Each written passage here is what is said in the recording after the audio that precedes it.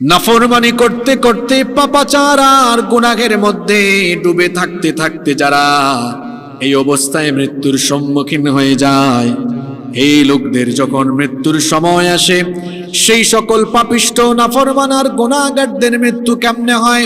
আল্লাহ নবী বলেছেন, ফাইদা কানার রাজুলুস সু, যখন কোনো নিকৃষ্ট ব্যক্তির, যখন কোনো পাপাচারী দুরাচারী গুনাহগার ব্যক্তির মৃত্যুর সময় আসে, তখন আসমান থেকে জাহান্নামের ফেরেশতারা তার মাথার সামনে এসে তার সামনে সমবেত হয়।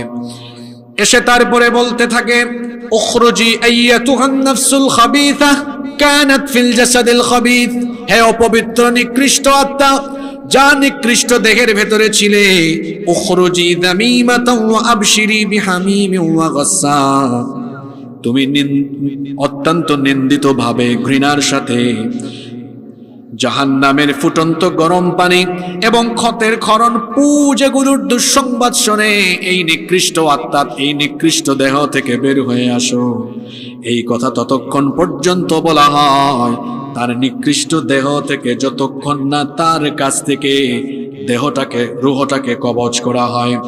অন্য হাদিসে এসেছে, আল্লাহর নবী বলেছেন, ইন্নাল আবদাল কাফিরা ইদা কানা ফি ইনকিতাইম মিনাদ দুনিয়া, যখন কোন নাফরমান কাফির পাপী তাপী গুনাহগারের মৃত্যুর সময় আসে, দুনিয়া ছেড়ে পরকাল গমনের সময় যখন আসে, নাযালা ইলাইহি মিনাস সামাই মালাইকাতুন সুদুল বুজুহ, জাহান্নাম থেকে নিকৃষ্ট অত্যন্ত কালো চেহারা বিশিষ্ট কিছু ফেরেশতারা আগমন করে, মাহুমুল মুসুহ, তাদের সাথে জাহান্নামের মোটা, জাহান্নামের পুরু কাফনের কাপন থাকে, ফায়াজলিসুনা মিনহু মাদ্দাল বাসার, এরা এসে ওই মৃত্যু পদযাত্রী পাপী লোকটার চোখের সামনে বসে, সুম্মা ইয়াজিউ মালাকুল মাউত, অতঃপর মালাকুল মাউত আসেন, হাত্তা ইয়াজলিসা ইনদা রাসি, এসে ওই মৃত্যু পদযাত্রী গুনাহগার লোকটার মাথার পাশে বসেন। এরপরে বলতে থাকেন, ইয়া আইয়াতুহান নাফসুল খাবিথা, হে অপবিত্র আত্মা, হে নিকৃষ্ট আত্মা, উখরুজি ইলা সাখাতিম মিনাল্লাহি ওয়া গাদাব, তুমি আল্লাহর অসন্তুষ্টি আর গজবের উদ্দেশ্যে বের হয়ে আসো। ফাতাফাররাকা ফি জাসাদি, এই কথা বলা মাত্র তার গোটা শরীর চূর্ণ বিচূর্ণ হয়ে যেতে থাকবে, অবস্থা তার এমন হবে, আল্লাহর নবী বলেছেন, ফায়ান্তাজিউহা কামা ইউনতাজিউস সুফুদু মিনাস সুফিল মাবলুল, ভেজা পশম থেকে পাকা কাটা বিশিষ্ট লোহা টেনে বের করলে যতটা না কষ্ট হয়, এই পাপী গুনাহগার লোকটা মরণের সময় এর চাইতে আরো বেশি কষ্ট অনুভব করবে। অন্য রিওয়ায়াতে পাওয়া যায়, শাদ্দাদ বিন আউস রাদিয়াল্লাহু আনহু বলেছেন, গুনাহ করতে করতে, পাপ করতে করতে যারা মৃত্যু পর্যন্ত পৌঁছে যায়, এদের মরণের সময় এত কষ্ট হয়, কোন জীবন্ত মানুষকে যদি তরবারি দিয়ে কেটে কেটে কেটে কেটে 1000 টুকরা করা হয়, সে যতটা না কষ্ট পাবে, ওই পাপী লোকটা মরণের সময় তার চাইতে আরো বেশি কষ্ট পাবে। আহারে, এত কষ্ট, এত যন্ত্রণা সে পাবে। অন্য রিওয়ায়াতে এসেছে, একজন জীবন্ত মানুষকে যদি বিরাট একটি পাতিলের মধ্যে তেল গরম করে সেই ফুটন্ত তেলের ডেস্কির মধ্যে ফেলে দেওয়া হয়, সে যতটা না কষ্ট পাবে, একজন পাপী, একজন গুনাহগার মরণের সময় তার চাইতে আরো বেশি কষ্ট বা যন্ত্রণা অনুভব করবে। মালাকুল মউত এই লোকটার রূহ কবজ প্রক্রিয়া যখন শুরু করবে, তার পা থেকে যখন তার শরীরে আযাব দিয়ে দিয়ে, কষ্ট দিয়ে দিয়ে রূহটা বের করা আরম্ভ করবে, এই লোকটা তখন মৃত্যু যন্ত্রণায় ছটফট ছটফট করতে থাকবে। ফেরেশতারা সমান তালে তার উপরে প্রহার করতে থাকবে।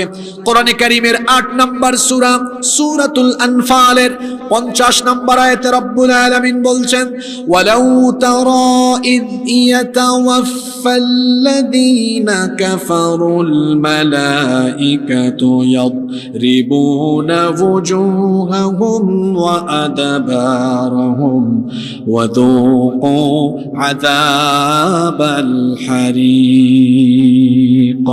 আল্লাহ তাআলা বলছেন, ও নবী, আপনি যদি দেখতেন নিজেদের উপরে জুলুম করতে করতে, পাপ করতে করতে যাদের মৃত্যুর সময় চলে আসে, ফেরেশতারা তাদের চেহারার উপরে আর তাদের পার্শ্ব দেশে যন্ত্রণা দিয়ে দিয়ে কষ্ট দিয়ে দিয়ে তাদের দেহ থেকে রূহটাকে কবজ করে।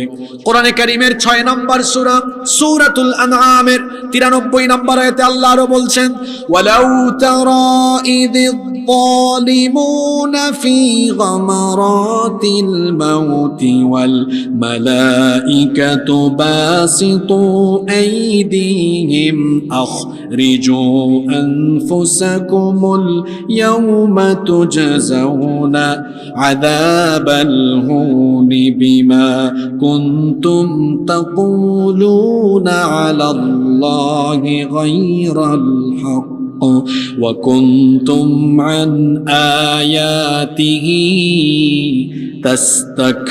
تستكبرون।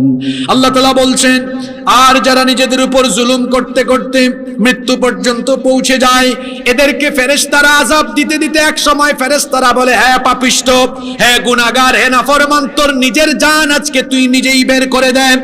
এমনি করে তাকে কষ্ট দিয়ে দিয়ে যন্ত্রণা দিয়ে দিয়ে তার জানটাকে যখন বের করা হয়, তখন এই গুনাহগার, এই পাপিষ্ঠ তখন ফেরেশতাদেরকে বলে, কি বলে শোনেন। কোরআনে কারীমের 16 নম্বর সূরা সূরাতুন নাহালের 28 নম্বর আয়াতে আল্লাহ তাআলা বলছেন, আল্লাযীনা তাতাওয়াফফাহুমুল মালাইকাতু যালিমি আনফুসিহিম ফাআলকাউস সালামা মা কুন্না না'মালু মিন সূ বালা ইন্নাল্লাহা আলীমুম বিমা কুনতুম তা'মালুন।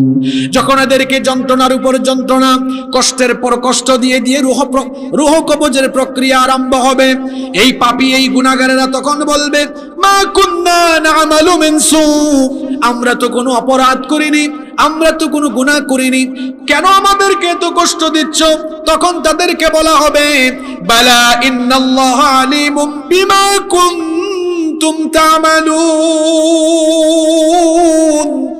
অবশ্যই অবশ্যই তুই যত ধরনের গুনাহ করেছিস, তুই নামাজ ছেড়েছিস, সুদ খেয়েছিস, ঘুষ খেয়েছিস, অন্যায় করেছিস, অপরাধ করেছিস, ক্ষমতা পাইলে পরে নিরপরাধ মানুষকে অপরাধী বানিয়ে কষ্ট দিয়েছিস, তুই দুর্নীতি করেছিস, লুটপাট করেছিস, আল্লাহর দ্বীনের বিরুদ্ধে দাঁড়িয়েছিস, আলেমদের উপরে নির্যাতন করেছিস, ইসলামী আন্দোলনের কর্মীদেরকে পিটিয়েছিস, তোর যত গুনাহ আছে, পাপ আছে, তোর এই গুনাহ আর পাপের কারণে আজকে তোর মরণের সময়ে তোর উপরে আযাব চলবে, তোর উপরে এই যন্ত্রণা চলতে থাকবে।